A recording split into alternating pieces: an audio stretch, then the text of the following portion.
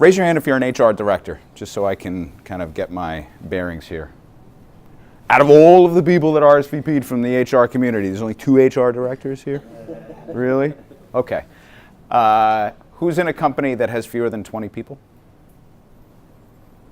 Okay, between 20 and 100? More than 100. Perfect. That's Long Island. That is the cross-section of Long Island that we always walk into, and that's the amazing part, because you can walk into an industrial park in Hauppauge, or you can go to Edgewood, or you can go to Woodbury, and there's a little company there, and then there's another company that looks like a little company, and it turns out it's a $200 million company, and they employ 250 people, and it's amazing. The reason that you can never tell is because we don't spend money on our buildings here because the taxes are too high. So you never know what you're going to find when you walk into a building, and that's what I love about it. So, who believes they have an awesome website? Nope, John, that doesn't count. All right, Moxie, you have an awesome website. Why? It was just created to attract young people. So it's very Excellent. interactive, it's very responsive. And how important was that to you? Extremely. Extremely important. To attract customers. Okay, and have you seen results? Yes. Excellent. I need 3 volunteers, not from Morey, 3 volunteers to raise your hand to tell me exactly 1 or 2 sentences what it is that you hope to get out of this morning. If I can have some volunteers. I'm just going to pick on people then. Go ahead. Yes. How to attract more people to your website to gather information. Whether it's customers, employees, whatever it is, just grow the traffic and be bigger. Yeah. Okay. Customers primarily, that'd be nice. Where are you from? I'm from Nationwide Screening. Okay. in Melville. All right. Welcome. Thank you. Who else? Somebody else tell me what it is that you're hoping to garner from this presentation. Sir, it's on you. See, now I just have to pick people out. What can I do for you today? What are you hoping to get out of today's presentation? I'm looking for some ideas to bring to our clients. Oh. Same business. Interesting. Excellent. Where are you from? Did it. Did it. Did it's taking over the world, by the way. Sitting next to my chief operating officer and my very dear friend. What do you hope to get out of today? I was just looking to make connections here. That's it. Okay, good. Well, did you make some? Yes, I did. You did? Actually, you got the full stack of business cards? Awesome. I'm going to try to speak very broadly at first and then kind of bring it down to some more specifics. But you know, I find with what we do for a living, at least, and how we interact with our customers and with our own prospects and our customers' employees and their prospects, is we really have to be aligned philosophically. We have to understand one another and what the overarching goals are of what we're trying to accomplish, because there has been a seminal change in marketing, in business, in the digital landscape. It changes on a monthly basis, not on a yearly basis, and we constantly have to stay on top of trends. So let me just set a couple of ground rules for today. First of all, it's mostly a statistics-free zone. I don't know if everybody can see the screen okay. I'm not big in statistics, except for the most important one, of course, which is 80% of statistics are made up 46% of the time. So I'm going to try to steer clear of statistics. I do have a couple at the very end, but even those are becoming outdated from when I put the presentation together yesterday. We will share the deck later with everybody who's in attendance and make sure that you have access to it, and there's also some resources that we're going to share at the end as well. The Morey team, raise your hand, Morey team. Morey team is on hand if you have any questions, if you want to meet anybody, if you want to not poach them for your organization. That is not the employee attraction model here. Leave my people alone. Did it. And again, we'll offer links at the conclusion. So let's dig right into it. I want to give you a little bit of backstory. Why am I so arrogant to accept Keith, Nancy, and Jason's invitation to address people here today? What do I have to say that's so important? Well, I have been to the mountaintop and back again in business, and it wasn't pretty going there, and it's been a lot better coming back. And I feel confident now that I can share some warts with you because you're good people from Long Island. So I don't share these warts with people off of Long Island because I don't trust anybody else. As a matter of fact, our HubSpot rep told me after he signed us up a couple of years ago, nobody has ever spoken to me the way you've spoken to me. I've never met somebody so cynical in my entire life. And I thought I was being lovely the entire time. I just didn't believe anything he was telling me. So, let me tell you a little bit about our story. This is Joel. That is Joel. And I said, hey, Joel, why don't you come this morning? He's like, I got a brief I got to work on. Joel's my attorney. I was like, why don't you come? There'll be some free food there. You'll see the Banks brothers. It'll be a good time, right? He's like, all right, I'll show up. Well, this is Joel. Joel is my attorney. Joel is one of my closest friends in the entire world. Joel and Keith, it's an embarrassment of riches of friends in the room for me today, because there's a couple of people that I would count on the two hands in life that you would call in the middle of the night to bury the body, and then, of course, file the legal briefs to protect me afterwards. But very few people that I would count, and Joel is certainly among them, and so is Keith. So a few years ago, I was the publisher of the Long Island Press. We actually sold it last year. At that point, we were digital only, and the new owners just brought it back in print, which we're very, very excited about and happy to see. But you know, our travails in publishing weren't all that wonderful for a while. It was great in the beginning, mostly because I'm a genius. I know what you're thinking. That's a pretty obnoxious thing to say. But who other than a genius would start a print product at the dawn of the digital age? Clearly, I'm a genius. So in 2002, family business was in broadcasting. We went into the publishing world and we started the Long Island Press. And there's a few people here that were actually part of the founding of the press that are still with our company today. But as you can imagine, after the financial crisis, at the beginning of the retail apocalypse, and Craigslist came along and digital marketing, and everything went from advertising to search and so on and so on, after a while things weren't going all that well. So I sat down with Joel about 5.5 years ago. And Joel's sort of my de facto consigliere for our family, for the company, and obviously my attorney, my friend. And I said, Joel, here's my situation. And I just laid it all out for him. And as he is prone to do, he said, okay, I'm going to give you my A+ answer, right? Do over. It's like, get out, pull the ripcord, jump out of the plane. What are you doing? Just file for bankruptcy. This is over. This is a wrap. This is not coming back. That's my A+ answer for you, because he loved me. He loves my family. He knows my wife, my children. He's like, if you're going to move on with your life, this is over. But he said, but I know you, so I'm going to give you my C- answer, and we're going to work on a plan, and we're going to do this together, but it's going to take 10 years if you want to dig out of this thing. And I said, okay, yes, you're right. I'm going for the C- answer. I appreciate the A+. It's a great idea for not me. The C- answer is where I'm going. And I wanted to dig out, and so he and I started creating a plan to see, because the problem is, I held on for too long and was arrogant enough to believe that I was kind of like that guy. I was kind of like, for the young people in the room, that's Citizen Kane, as performed by Orson Welles, considered the greatest movie in American cinematic history. So that's who I thought I was, but it was more realistic that I was actually probably this guy at the time, and rearranging deck chairs, and for those of you that don't know, that's the captain of the Titanic, of course. So, what was I supposed to do at this point? I'm going to tell you a brief little anecdote, and then we're going to get into the strategy. See, the nail in the proverbial coffin for us wasn't Craigslist. It wasn't the digital revolution that was occurring. It was something that we actually wound up building our entire company around.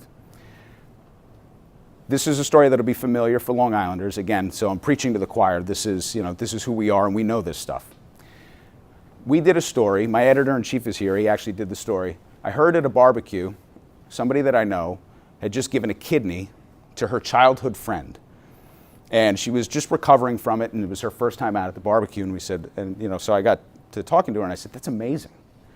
Why did you do that? How did it come about? And it turns out that her friend worked in a facility on Long Island and had developed a really, really rare form of cancer. And without the kidney transplant, he was going to die. Well, as it turns out, as we dug into it at that facility, almost everybody that had worked there for a period of time was either also dying or they had died. So we dug into it and we discovered, amazing little piece of Long Island, that one of the first public-private partnerships in the nuclear testing program with the Atomic Energy Commission was done with a company called Sylvania. And it was at a time where people really didn't understand how dangerous it was to actually do stuff like this in small contained facilities. And the place that they did it was in between Hicksville and Bethpage, became contaminated. Again, not a new story, right? This is Long Island, we know about this. Except that this facility was unique because it had traces of plutonium and actual nuclear radiation in it. The company that owned the facility knew it and did not disclose it because the Atomic Energy Commission was defunct. It's the now Department of Energy. But the experiment in the public-private practice had gone so poorly that they decided to close the Atomic Energy Commission, and then they did not reveal that this facility was that contaminated to that degree. Chris actually interviewed a woman as we were going through the process whose husband had literally just passed away the month prior. He couldn't get to sources fast enough because they were dying as he was trying to collect information about this facility. They started a class action lawsuit. They won. Leonard Wexler in the appellate division actually overturned the decision. May he rest in peace, or not. And they were all left with nothing, and most of them are now dead. The company knew, because Chris was the first person to find the documents that proved that they had access to that information and that they willingly allowed their employees to work at this facility that wound up killing them. What does that have to do with digital marketing? What does that have to do with me standing here today? Well, Chris came to me and he said, and you'll understand in a second, he said, listen, here's the story. What do you want to do?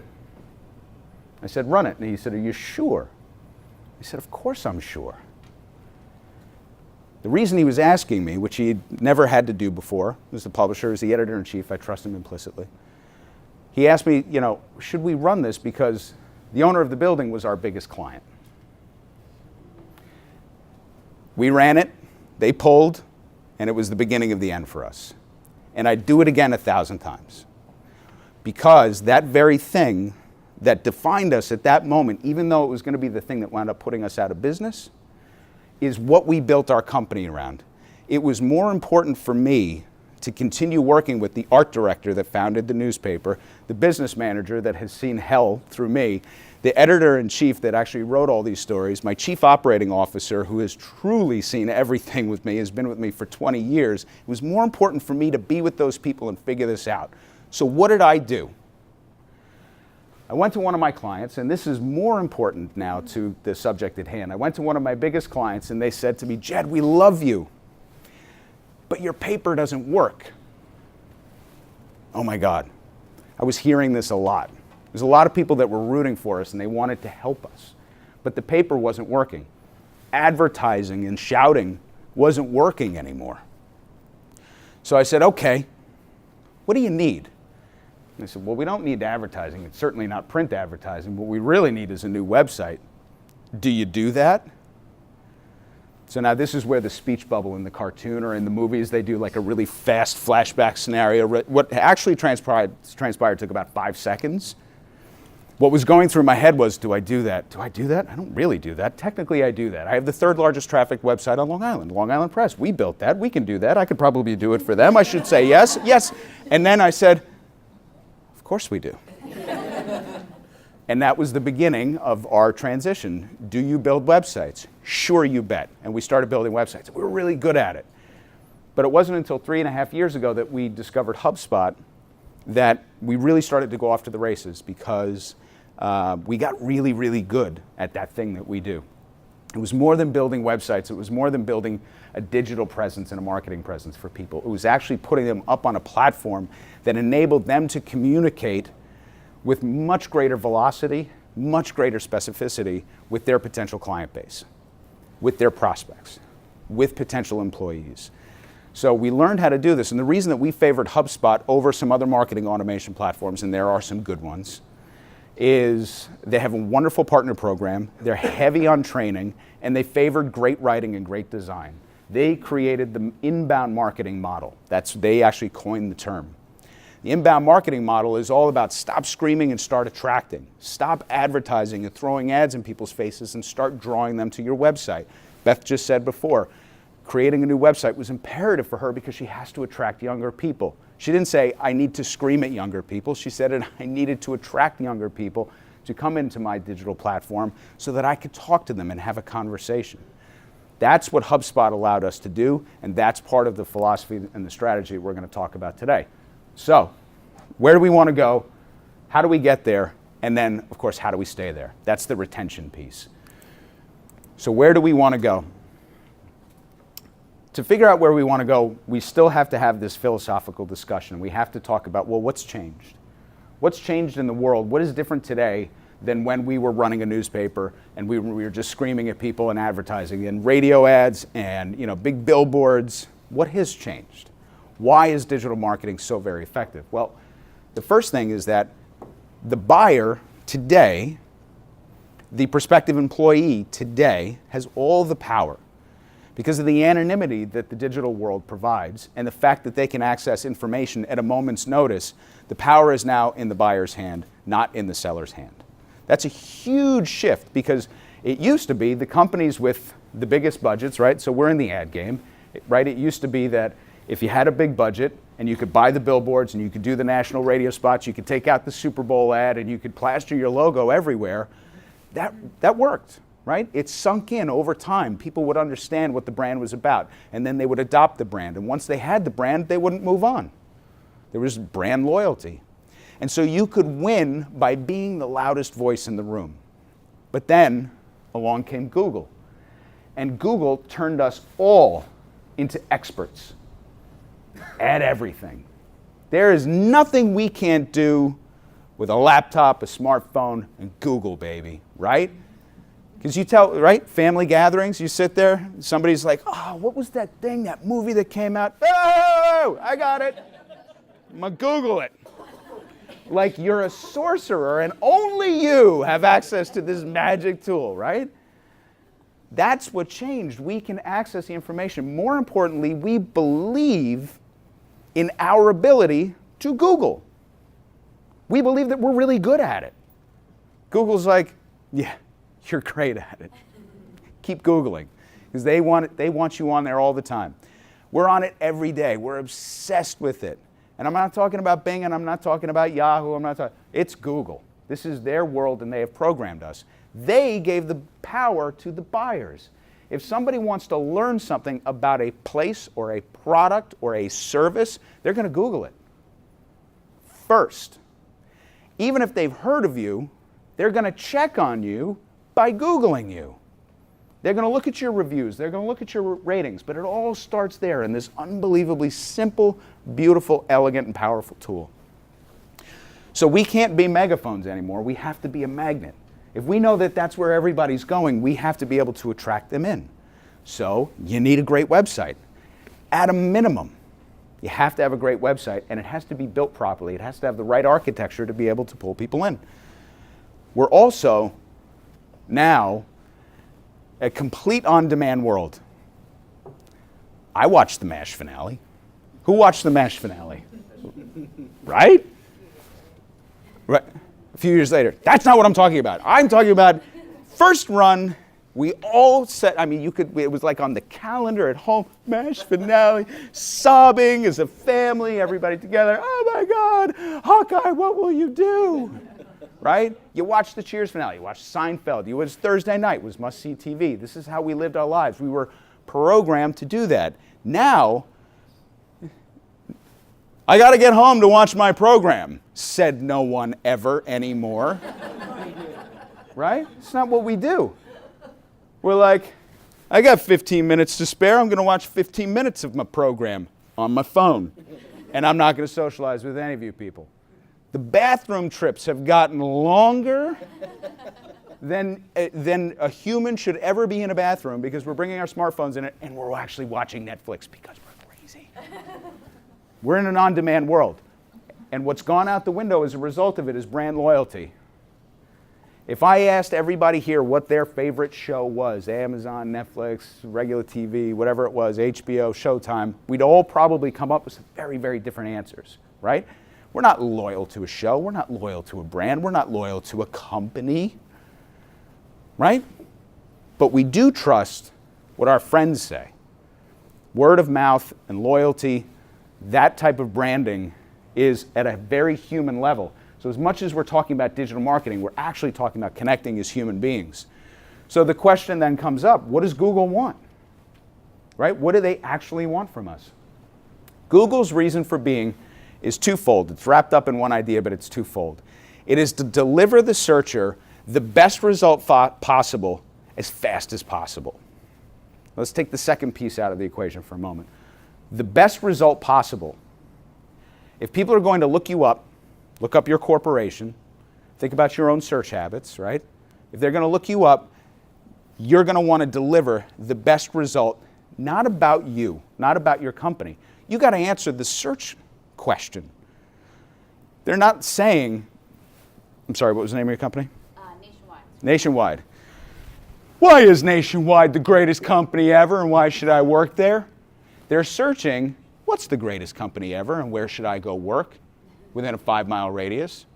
Because I have to watch Netflix in the morning before I leave the house and I want to get there on time, right?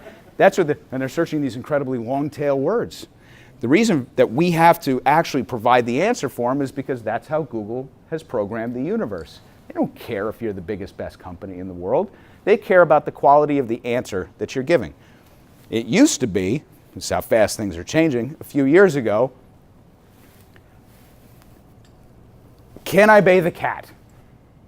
Can I bathe a cat? You type that in. People would say, I'm going to create a website, canibathe-a-cat.com. And the title of my article is going to be, Can I Bathe the Cat? In the article, I'm going to say, Can I bathe the cat? Sure, you can bathe the cat. Can you bathe the cat? I like to bathe the cat. We all love to bathe cats, and here's how you bathe the cat. And you say it 1,000 times. And for a while, it kind of worked, right? That was called keyword stuffing. A lot of people did it, and it was fine, and it worked. It doesn't work anymore. What Google's looking for is, how long is that answer? Is it long enough to reasonably answer the question that's being posed? Is it detailed? Is it spelled correctly? Is it grammatically correct? Do other people like it? Inbound links? Do people stay on it and read the entire thing? Time on site? Did they look for other information on your website, go to other places? Or did they hit the back button? Bad answer. Did they leave any sort of form of digital currency, email address, information filled out a form, or whatever? These are the different signals that Google looks for to determine whether or not it was a good answer. That is artificial intelligence. This is machine learning. Google is learning from your behavior what it is that makes and constitutes a good answer. And so I have people that tell me all the time, seems like a lot of words, man. You guys put a lot of words on that page, right? No, I mean, no, nobody I know, nobody you know. A lot of words. Sometimes it has to be a lot of words. Sometimes it has to be somebody speaking those words on a video. That's all new, right? That's a sea change as well. Sometimes it has, in the future, like tomorrow, it's got to be audio. Why? Because, yeah, you Google it, but search is now voice activated as well. The fastest growing area of search is actually in your Google Home or your Alexa. Alexa, can I wash my cat? That's how people are going to ask the question now, right? How do you provide the answer? You could do a little snippet and have Google read it for you, but what's probably coming is that you'll be able to record your own snippet. Google will find out a way to say whether it's a good or a bad answer, and that's what will be served through Alexa, and then there'll be the opportunity to continue on and maybe transact with that company. Right? So what's the best dog food on the market? The best dog food on the market, according to the national survey, and these results is so-and-so and so-and-so. Great. I want to buy a bag. Cool. It's in your cart. Done. Uh-oh. They didn't come to your website. They didn't check out anything about you. They didn't Google you. They didn't do their homework. They just asked Alexa, and they trusted the answer that came out of it. That's what's happening right now, and it all goes back to the information that's contained in your digital properties and on your website. So it's really, really, really important to get that right. One of our wonderful clients, Deirdre Gordon, sitting in the room, from the greatest merchant processing company in the history of merchant processing, Merchant Pro Express, MPX. One of their biggest articles, because they told us to work on recruitment first, one of their top performing articles is qualities of successful employer and stay-at-home job. Can I work from home? Those two different articles that perform really, really well. It's a merchant processing company. Why is that so important? Because they spent a lot of time building those pages out, building those really high quality answers out, and when I say they, I mean we, and making the answers right, and then they had the ability to back it up. Merchant Pro Express happens to be a really great company. And so when people got there and they took a stay-at-home job, or they figured out that this was the place they wanted to be employed, and then they got there, they had a really good experience. And then they left a review on Google and Glassdoor. And the whole universe kind of came together for them to demonstrate that what was originally just a high-value search intent proposition was actually real. So I want to make sure that we don't divorce the actual experience and what your company does and is from the processes that we're talking about today. And that's why we have to talk about big picture first. So if you're having trouble reading the screen, the first questions that you have to ask as a company, and this again doesn't get into tactical aspects of digital marketing. All of this is by way of giving you an idea that there's a philosophical discussion that needs to happen before you can jump into digital marketing. You can't simply just build a website and expect people to come. You can't just get on social media and expect it to be successful for you. You have to answer some key questions. What do we do? Who do we do it for? And what is our mission? That's kind of the tip of the iceberg, because the more important question, if you want to really build this out and have a good process, is what do we do better than anyone? Who exactly do we do it for? That's how you build your personas. And what is our mission? And who knows it? Who knows it is the beginning stages of you creating net promoters for your organization, because it's, again, part of the equation is Google's not just looking at what you're saying, they're looking at what everybody else is saying about you. So those net promoters, it's really important that you get your existing employees, your existing clients, and everybody in your little universe on the same page, saying the same things all the time. Because that's how Google looks at it, and it has a key indicator that whatever you're telling me is actually correct. So if you came out with this great website, but then there was another counter website out there that said, Moxie's the worst organization in the world, and social media was crushing you, and Glassdoor came out and said, terrible place to work, which it's obviously not, because you seem lovely and very, very happy to be there. Terrible place to work, I hate it, I hate the people, and Beth is a tyrant. If that's what it actually said, and you couldn't be nicer, that's why it's so nice to do this with you. Thank you. We'll just talk like it's just you and me. Google understands that those key indicators feeding in are validation, or they're going to destroy the story that you're trying to tell. So it's important to get those net promoters on board with you. So before you can implement a growth strategy digitally, you have to figure out the starting line, and most of the hard work is done offline, in advance, and most importantly, in teams. You have to do this together as a unit. It's not enough for the CEO of the company or the HR director of the company to stand there in a silo and try to introduce organizational change that will lead to a good digital strategy. You can't do it by yourself. You have to get buy-in from other team members. Two great resources, and again, we'll share it afterwards, to talk about how to begin the process and do that is we follow a methodology called Traction. And Traction has something called EOS, and it's basically just an operating system to help you get organized, to answer all of those fundamental questions so that you can create a good strategy to roll it out. Because the last thing you want to do is spend time, energy, and money rolling out a strategy when you didn't get the fundamentals right in the first place. And I love HR directors for this very reason, is because you are the nucleus of an organization. You see all, hear all, and you're asked typically to do the most ridiculous things in the world. What's the Wi-Fi password? Talk to HR. How do we post on the internet? Talk to HR. Who controls our Facebook? How do I sign into my LinkedIn account? All of these questions wind up coming back to HR because nobody knows what to do. HR becomes a de facto IT department, becomes the so-called marketing department. We walk into situations, we talk to the HR directors, we say, what's your biggest pain point? And they're like, I don't have time to do my job because the CEO just said to me, I don't know, you do the marketing. What do you do marketing? What does that even mean? That's insane. That's an insane request to make of a person who's supposed to be organizing the humans at the company, right? But we see it all the time. These are processes that help HR directors, that help leaders in a company. And again, it's not always the CEO, it's not always the leader of the company, right? She can be involved in the process, but it has to come from within. It has to come from the center of the organization. And that's why I always favor starting with HR directors. So about 1 million people have said success is a process, not an event. I've tried to figure out who said it originally, and I got lost in Google, as we're apt to do. So I just said, like 1 million people. That's who that quote's from. So it starts with getting your leadership team together, going long-term first, finishing in the immediate, and then developing your culture code.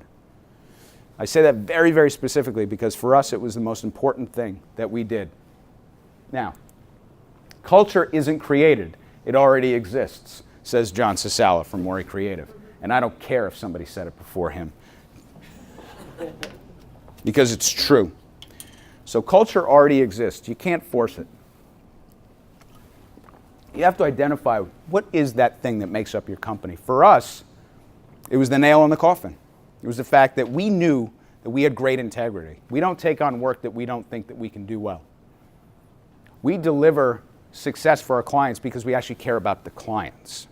Not because we care about their bottom line, their top line. We care about them having a balanced life. I have to make sure that Deirdre can go home, put her head on the pillow at night, and feel comfortable that we've got this covered, and that all the digital marketing, the recruitment, all the different aspects of the things that we handle for them shouldn't be a pain point that keeps her up at night. That's the proposition we bring to the table. And I know that we're going to do a really good job of it because at the core of my company is a bunch of people that have more integrity than anybody else that I've ever met. So you have to figure out what's that thing that's at the center. So we determined that our company culture was just a handful of things. Without giving away the master value, Team Morey, what's an example of something on our culture deck? We're hungry. We are hungry. What else? Empathetic. Yes, we are. What else? Who? Balanced. We're balanced. Balance is incredibly important for us. We don't want to be working late into the night. We don't want to work on the weekends. If we handle our business during the week, we should be able to do it. What else? Accountable. We are accountable. Accountable to one another, accountable to our clients, and so on and so forth. All of this wraps up and leads to our master value, which, and we didn't practice this, I promise you, and I hope it comes out okay. Our master value, forgive me, is that we Give a shit. We give a shit. And we all know it, and we practice it, we talk about it. We give a shit. We give a shit about the results, right? We give a shit whether we lost a client to did it. God damn it. Right? We give a shit. We care about the results. So where do we want to be in 10 years? That's where we start big. It's an absurd proposition. Impossible to answer, but it's fun to dream. And it gets everybody dreaming and thinking about what could be. How big do you want to be? Do we want to be public? Are we public already? What is our share price? What should it be? These are the fun things to dream about. Then you narrow it down. You bring it to 5 years. Well, what do I want my revenue to look like? What do I want my employees to be doing? How profitable are we? New products, divisions? What's our organizational chart going to look like in 5 years? And pull it all the way back next year. Now do we have the right people to get us to where we need to be in 5 years? Because next year, like Keith said, is going to happen like that. In 7 years, the workforce is going to look entirely different. How are we going to get from here to there if we don't start building the process today? I haven't told you one tactical aspect of digital marketing. That's how absolutely critical it is to get this stuff right in advance. We have these kind of conversations with our clients. I sat down with Sean and Chris Briller, and we had these conversations. Well, I don't know. I don't know what the answer is. Well, I don't know what you need today because I don't know where you want to go. I don't know what you already have. What are your people like? We have to ask these fundamental questions before we can implement a strategy, because if otherwise, we're just a cookie cutter shop. We have to be part of success. So you have to identify rocks as well that you can move from one quarter to the next, and then make sure there's nobody on the other side of your rock as Sisyphus holding you back. That's where you start to, as an HR director, you appreciate, yeah, I can get there, but John's the worst seller that we have. But John doesn't lose any clients. So maybe we put John in charge of customer retention, but we get him out of the sales department. You don't have to fire people and get them off the bus. You just have to sometimes get them in the right seats on the bus. And those are the discussions that we have as well. Because if we know that a client's going to open up a brand new division, we see their org chart, we know where the gaps are, we can start developing content and a plan to help them move into that. So again, no tactical strategies yet, because we got to get the big stuff right. So how do we get there? By the way, this is the only Sisyphus and somebody holding the rock back that I could find, but I am keenly aware that it's typically the husband on the other side of the rock holding everything back. I'm keenly aware. So how do we get there? So far, we've created our mission statement. We set a 10-year, 5-year, 1-year quarterly goals, identified rocks. We put the right people in the right seats. Assume we've done all of this good, hard work. Who saw the movie The Candidate with Robert Redford? Nancy? Who else? There's a great scene at the end of the movie where the candidate goes through this entire really bruising election season, and he wins, and he unseats the sitting senators who's been there forever, and he's alone in the hotel room with his campaign manager, and they close the doors, and there's people screaming, they're losing their minds outside. Robert Redford sits on the bed right before the close of the movie and says, what do we do now? So what do we do now? A little more modern. Who saw Dunkirk? The Miracle of Dunkirk. Who knows about the history of the Miracle of Dunkirk? You do?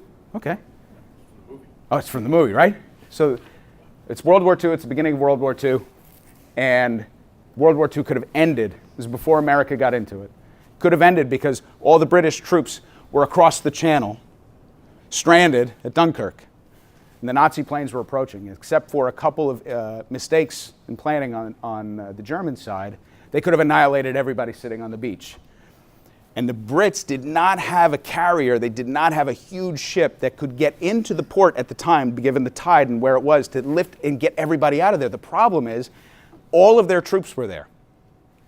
All of them.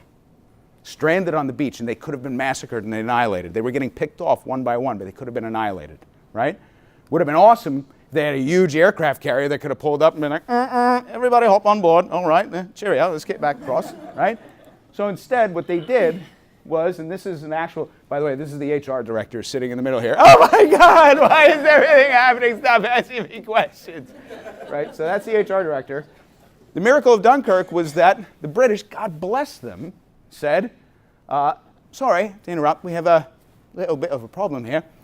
So it turns out that our troops are across the channel, as it were, with no one to pick them up. Do you mind? And they said that to the people that had boats. And the people that had boats were like, all right, well, I'll just finish my tea and then I'll get across straight away, right? And they went, they picked them up in their little boats. All right, how many people are we picking up? And they're like, let's see, all of them? The entire army is sitting across the channel. They picked them up and they brought them all back. That's why they call it the miracle at Dunkirk. And then they went on to win the war. Had they gotten annihilated on the beach, everybody's speaking German. Right? It was that huge and that important. Would have been great to have this. Well, for us, this is what we walk into. The beginning of every single engagement that we walk into, this is our Dunkirk. Do not feel bad if this is your company, because it's every company. It was MPX when we walked in. It was I don't care how big you are, how small you are, this is every single company. Ellen Williams, the data chick, she'd look at it and she's like, this is every company. She's like, this is why I get work. And I'm not afraid to say, you should hire her too. She's smart, wicked smart. Every company that we see starts like this. And at the very top, we ask them a few questions. So what's your site built in? It's on the internet, right? Oh, it's probably on WordPress or Drupal or Joomla, but it's a site. Okay, great. Your Facebook accounts, your LinkedIn account, your Twitter account. I see you have some social media assets. They really kind of underutilized, but so who's in control of those? And they're like, hang on, HR! What's the password to the Facebook? That's usually what we see. Somebody's in control of it. Well, who set up the LinkedIn account? Because we need to get control and manage the account. Bob. Where's Bob? Fired Bob. How long ago? Oh, about 5 years. So your LinkedIn account's been sitting there, nobody's been able to manage. Okay, cool. So we got that going on. What's your email solution? Well, the company's email solution is Constant Contact or MailChimp, and we're actually very sophisticated at that. Cool. The CEO's emails. Hers are in there? No, she uses Outlook. What about sales team? Oh, they're on Google, G Suite. They're using Gmail. Oh, okay, cool. So what actually goes out through Constant Contact? Our database, over here. Who's in the database? HR! Who's in the database and who has it? Nobody knows. It's usually sitting in Excel or Access, or if it's in some really arcane Microsoft product, they're like, our database, it's in here, but we've never seen it. Shh, don't wake up the Microsoft product. So that's what we see. We say, have you ever done, I see you've done some programmatic spending. They're like, what's that? We're like, pay-per-click. What's that? When you buy ads on Google. Oh, yeah, we had a guy that did that for us a little while ago. Are we still doing that? Oh my God, we're still doing that? Is that what's hitting the credit card every month? Where's your site hosted? On the internet. I know, but who's actually hosting it? Google? No, Google doesn't do that. Where do you think it's hosted? Who has the passwords to it? HR! It's the same conversation. This is every company. Raise your hand if this is familiar. A little bit. You raise them high so I can actually see them. Everybody's like, I don't know. I just don't want him to look at me. It's so weird. It's such a small room, and he might say my name. Okay. All right. This is every company. Don't be ashamed. So what's our answer? The most sophisticated marketing automation platform in the world. How is our answer? Another company. Right? It's not us. HubSpot created this beautiful, brilliant, wonderful engine to be able to put all of the stuff that you do that you could not keep track of on one platform. HubSpot has a built-in CRM. It has a service desk for tickets. In case your customers or somebody has an issue externally, you can put it through the ticketing system. You build your site on there. It's hosted there. It's secured there. You send out emails from it. Your database is held on it. Every single pain point that your organization used to have was there. So again, we started big, right? We started big. We said, we have to identify where we're going. What are the assets that we already have? What is the purpose of having a digital strategy? Why would you hire Morey Creative and bring them onto HubSpot? So we started big. Then we get a little bit more size to fit for the company. Well, what I really want to do is I want to automate all of those systems. And I want to get them up so we can leverage them and we can be fast. I want to be able to talk to my prospective employees. I want to be able to talk to my customers. For the purposes of digital marketing, purposes of this presentation, this is a very true thing. We don't differentiate. We differentiate in how we go after them, but there's no difference to us between customers and employees. So when we talk about attracting and retaining customers and employees, for us it's the same general constituency. It's people outside of your organization that need to get to know it and become a part of it. So whether we're talking to prospective employees or we're talking to prospective customers, what we want to really do is be very, very helpful. And so, as Beth pointed out before, you need a website to be able to do some of that heavy lifting. And what should it be? Your website should be an active member of your team. It has to generate awareness through inbound marketing. It has to drive leads and conversions. What's the point if you get out there to everybody and you bring them in, then you don't do anything with them? You got to get them into a process, into a database, and you have to be able to convert them. It's got to give you actionable insight and data. Be ever evolving and vibrant. We had a client that we did in 1 year 3 full redesigns for because it was a startup. Why do we do 3 full redesigns and kill ourselves? John Chim, who's sitting here, is our senior designer. He was the one that had to do it. He's like, yeah, why did we do that again? Because we had to get it right. It's got to be ever evolving. We'll launch sites knowing they're not done, but we got to get started. We got to get moving. Most importantly, and you'll see a couple of slides later, it's got to be a profit center. If your website isn't your best salesperson, then you're doing something wrong. Literally. If your website isn't your chief primary recruiting mechanism, you're doing something wrong.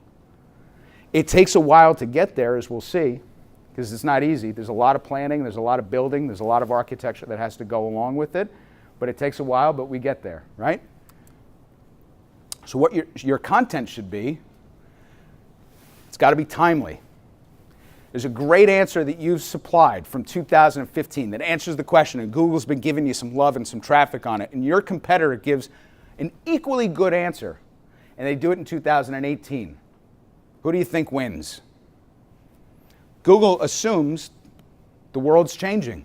So if you don't freshen your content, if you don't update the content, if you don't republish it, you don't change a couple of things about a particular piece of content or article, you're not going to win.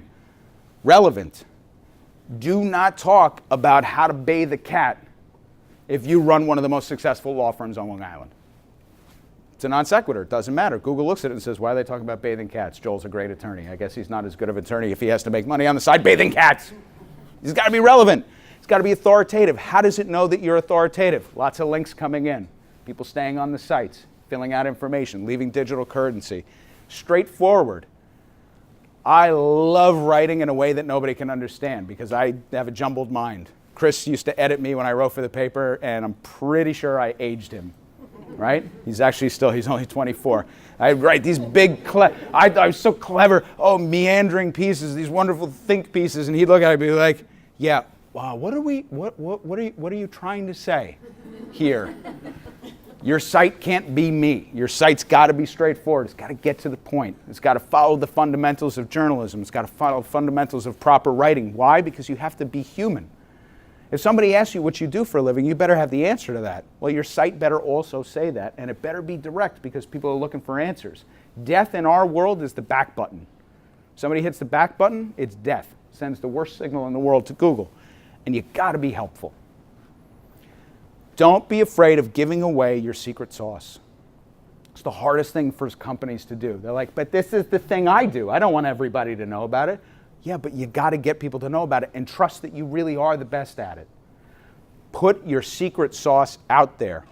Explain it line by line. This is what we do. This is why it's helpful to people. This is why we're really good at it. We want you to know our processes. We want to be transparent because that's the answer that people are looking for. They don't want it to be a big mystery, right?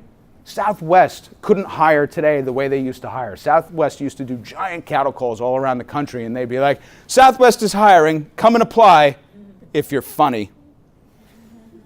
Funny. If I'm funny, what does that even mean? What's funny? They can't get away with that kind of stuff today, right? Now you got to be transparent. You got to put the information out there. People are going to switch jobs like that. So you better give it all out there and say what you're going to do. Do it with intent. You got to be relevant and authoritative and helpful. So if we know all this stuff, then this is my favorite part, and I made Jim do it over for me yesterday. He was like, I can't figure this out. If we know it, then why is it not timely? Why is it not relevant? Why is it not authoritative, straightforward, and helpful? Why is our content trash? Come on. Isn't that fun? I know, it's so stupid, right? But I got such great joy out of this last night. I did. I was going through it. I was like, oh, it's good. It's just trash. That'll be fun. And then what? Okay.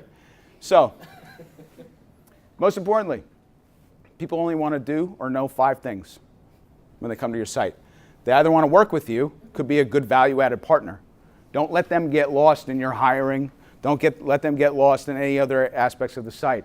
If they're going to be there, and they want to work with you, put them into a channel for partners. They want to work for you. It's a prospective employee. Get them in, get them to HR as quickly as possible, right? Don't let that wind up in the salesperson's thing. Don't let that wind up sitting on Facebook Messenger. Don't let it wind up with LinkedIn. You guys hiring? Give them the channel, bring them in, deliver them to HR. That's all about proper navigation and mapping. Somebody's trying to sell to you. I call them time-sucking vendors. Don't let the vendors suck your time, right? Get them into a workflow in a channel. Create an automated response. Have somebody look at it at some point and figure out, is this something I should really take a look at? And if not, get them out of your system as soon as possible. They want to buy from you. You're on my team. They want to buy from you. That's a customer. What do we want to do with that person? Treat them like a human. Get them in as fast as possible. Get them into a workflow. Get them into the right person's channel that should be handling what that customer needs. How do you know that? You build a smart form. You ask them what they need, and then you give it to them. Put it right into the inbox of the person that should be handling it, and then set up a response just in case that person's on vacation, sick, on maternity, out, hit their head, whatever. What's the response that person's going to get because they want to be a customer right away? Be human with it, or they want to learn from you. Some employees don't want to work for you today. They might tomorrow. They might. Some customers not ready to buy from you today. They might buy from you tomorrow. What are you going to give them to make them come back? To get them to give you their email address so you can keep the chatter going. You got to be helpful. And that's why I say you got to give away the secret sauce. In the deck that I'll give you for recruiting, Everything that we're talking about and everything that we profess on the customer acquisition side, HubSpot preaches on the employee acquisition and employee retention side. It's the same stuff. Content creation. What's the story that you're telling as an employer? Multi-channel. They're not just coming to the website. They're coming to LinkedIn. They're looking at you on Glassdoor. They're coming in through Facebook. They're coming in through Instagram. What? What's that average age going to be in 7 years? You bet they're coming through Instagram. These are all the different channels that they're going to learn about you, and they're going to want to know that you're on top of your game. Culture driven. My team can say exactly what our culture is all about because they started the process and they came up with the answers. And they taught one another. And when they onboard a new employee, they say to the new employee, listen, you got to be hungry, you got to be thoughtful, you got to be accountable, you got to do all these different things. And boy, you better give a shit when you get here or else you're out. That's who we are. Are you that person? So everybody's got to be on board with that. Lifestyle marketing, life cycle marketing. They may not be ready today, but they might be ready in 6 months, in a year and a half, 2 years. How do you keep them in a workflow and keep talking to them? And integration. How does all of this stuff impact the only thing that matters at the end of the day to the CEO of the company? Because she's going to look at you and say, great, how much money did we make from this? And what did it cost me to get there? She's going to do the math really fast. She's going to figure out what the bottom line is. So if you're not prepared to deliver the analytics to support all the effort that you put into it, then it doesn't matter. That's why we needed a platform like a HubSpot, right? Who's no longer taking any partner agencies on Long Island. They've shut the program down. So if you didn't get in, you're screwed. We're in already. God damn it! Did it! Did it! I'm gonna wake up one morning, I'm gonna like reach across the bed, pull up my business card, it's gonna say, did it. I'm gonna be like, oh no! How did it happen? I wasn't even there. So how do we stay there? Very quickly, because we're running down on time and I know it. How do we stay there? It used to be all about the funnel. As HubSpot's brought us along, they understand now that it's really more of a flywheel. With the customer also equaling employee and prospective employee sitting at the center. This has to be a constant flow of communication because all of these things matter to the customer existence and to the employee existence. So we have to keep them in mind with every single thing that we do. So the multi-channel marketing that you have to put together, again, we start big, we figure out who we are, and then we say, okay, these are the things that we're going to do. We have to create the proper SEO architecture to please the Google gods. Doesn't count if you can't be found. Inbound content marketing is stop shouting and start attracting. Message amplification. Unfortunately, there's less real estate on Google than there used to be for organic. So at some point, you may have to buy programmatically, and it's a realization that we are pushing against very hard, but it's just a fact. There's 50% less real estate available for organic search today than there was like 6 months ago. Seriously. So you might have to buy your way into the top to hold it there. Referrals and reviews. Seriously, what are they saying about you on Glassdoor? What are they saying about you on Google? What are they saying about you on LinkedIn? That's the stuff that you can't control. You can influence it. And it's super important that that's part of your multi-channel marketing. Email, not dead. But it's really hard to use it effectively. So you got to know who's on the other end. You got to be a human about it. That's the whole point of this thing. Mass email is spam. You got to know what that person is, what they want, and who they are before you send them an email. And then it's okay to talk to them. Affiliate marketing, that's for e-commerce. We don't have to do that today. Social media, necessary evil. The lowest ROI of any channel you're going to have in terms of conversion on the customer side, really, really, really important on the employee acquisition side. Video, killing more than the radio star. We partnered up with a video company, and I asked them to come here today. It's One Motion Video. We've now begun to integrate them into most of our retainers because video is that mission critical. It's the skill set that we didn't have. If you don't have it, go find it. And I found it. There's a guy named Kyle Sussman who's behind the camera over there. They implement our video strategies for what we call a pillar strengthening strategy. They help us with the fundamentals of search on our videos. Why is that so important? The number one search engine is Google, right? So what do we care about the video? What's the number 2 search engine in the world? YouTube. Who owns YouTube? Oh, okay, so I guess we should just keep playing by Google's rules and then realize that if they're asking you for video, you better give it to them at some point. and then traditional channels. The whole point of all of this is to get the lead or the prospective employee offline. Get them on a phone. All of these efforts are leading to the same place. Get them sitting in front of you, get them on the phone. We do different things, like we still do custom publishing. We'll create a magazine and actually of our clients' interest in their industry and send it directly to their prospects and potential customers, because we're speaking that language. It's all about getting it offline so that there's a conversation starter so we can be very human with one another. Here's my stats. No, that's it for stats, I promise. Just 2, okay? 59% of executives would rather watch video than read text. Video's taking over the world, right? We all know this, but how do you do it the right way? You do it the right way by just doing it. There's some tools that we can send out if you ask us questions later to show you how to start the video process where it doesn't cost you anything and helps you get over the fear of doing video. But 60% of the downstream traffic right now on the web is video related. Yeah, it's Netflix, it's Amazon Prime, it's YouTube, it's all of that, but that's only going to grow. But bad video doesn't count. Your video has to be done with the same purpose and high level of intent of all of the content marketing that you put together. And social media. Social media is just that. And it's the biggest mistake that we walk into when somebody says, so usually this is the conversation with the CEO before we're hired.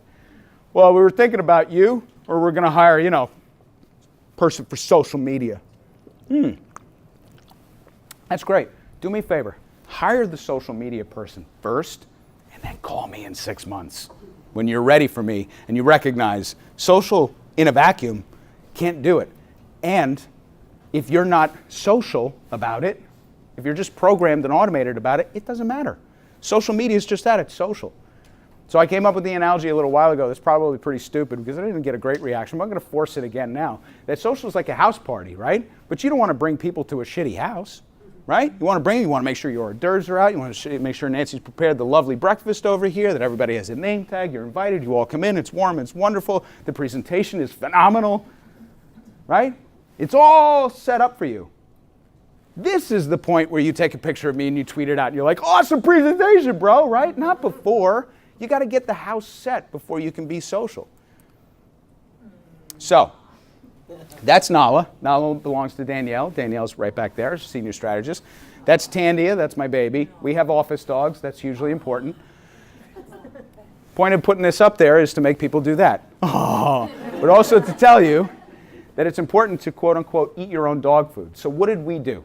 So we had to practice what we preached before we had to get good at implementing it for our clients. And I'm just going to show you a couple quick results. When we implemented the culture code, the organizational start, the mission statement, figured out what our quarterly rocks were, got everybody highly specialized, gave them certificate programs and built-in learning time for them.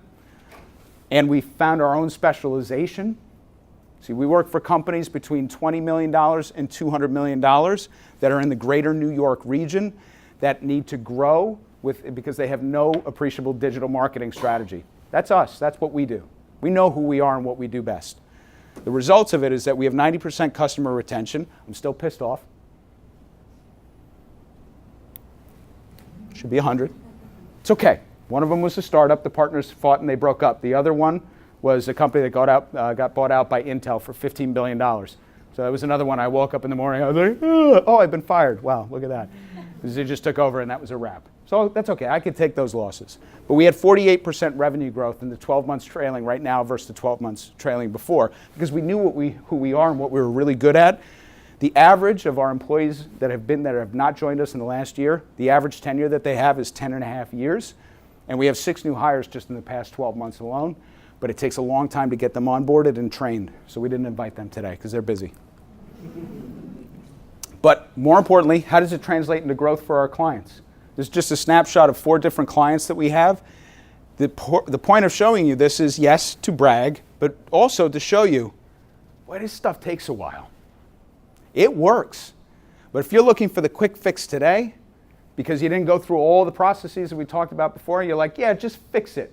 Do Facebook and do marketing better for me. It's not going to happen. So you got to be patient, you got to be prepared, and everybody on your team has to be totally aligned to be able to pull that together. So I put my little team together, and they happen to be in a room. So it's my veterans that have been with me for for 20 years in some cases. And we're all filled with integrity. That's our core value. And we give a shit. That's our master value, right? My consigliere is here because I begged him to come this morning because he was a huge part of kicking off that process and said, if it's 10 years, it's 10 years, but we're going to do this together. But we got to get good and we got to figure this out. And you can't do it without a banker. Alma Bank became my bank. Steve is in the back. Steve came in because, he likes to check on me every once in a while, make sure I'm not absconding with any funds, right? Couldn't do it without a bank that really understands you and wants to work with you. Alma Bank isn't out on Long Island yet, but they're coming. And so we worked with them, and they were part of our core team to be able to figure all this stuff out, to get to the point where we were really, really good at this. So I encourage you to talk to Joel if you need an attorney. I encourage you to talk to Steve if you need a bank. I encourage you to talk to Ellen if you need to understand data. I encourage you to... God damn it, did it. But Did It has skill sets that we don't. Programmatic buying and such, just exclusive to that. Even some project work or some buying. We don't do that kind of stuff. I saw somebody at RSVP'd from EGC. Is that person here today? EGC? No? EGC. I've recommended EGC for 15 years. I've known them for even longer. Everybody has their own thing and their own specialty. I know that we're not right for everybody, but figuring out what we were right for was hugely important for us so we could roll these things out and figure out that it is really important to act like a human. And it's really hard to act like a human. How do you get your digital marketing presence to be ever so human? It takes thought, time, consideration, and you have to take your own company out of the mix and put your clients and your prospective employees first and foremost. Be helpful. Don't be afraid to give away your secret sauce. Stop shouting and start attracting. If you find yourself saying, we're the best at this and this is what we do and blah, blah, blah, you're probably not going to attract too many new customers or employees your way. You have to build on and improve your unique culture. And ironically, for us, that thing that was the nail in the coffin for the other business wound up being the thing that we built around. So sometimes the most important thing to your organization is the thing sitting right in front of you. It's just that you have to shift your focus and figure out how to turn it into an asset if you're not going to walk away from it. And so that is digital marketing strategies for retaining, recruiting employees and customers. And I thank you very much for the time.